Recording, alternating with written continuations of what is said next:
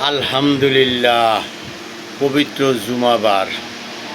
জুমার দিন গরিবের হজের দিন। এখন জুমার নামাজ পড়তে যাব। আর পবিত্র জুমার দিন রাসূলে পাক সাল্লাল্লাহু আলাইহি ওয়াসাল্লাম হতে বর্ণিত আছে যে সূরা কাফ এক জুমার দিন বা শুক্রবার পড়লে পরের শুক্রবার পর্যন্ত ওই বান্দার যত গুনাহ আছে আল্লাহ পাক মাফ করে দেন। সূরা কাফ আমরা বেশি বেশি পড়ি।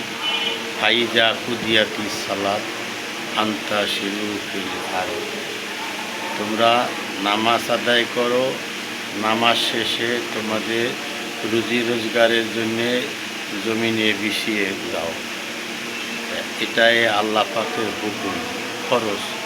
জুমার নামাজ আমরা সবাই আদায় করি আলহামদুলিল্লাহ। বেশি বেশি দুরূদ শরীফ পাঠ করি আর সূরা কাফ পড়ি।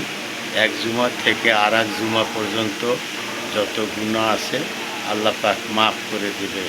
আমিন।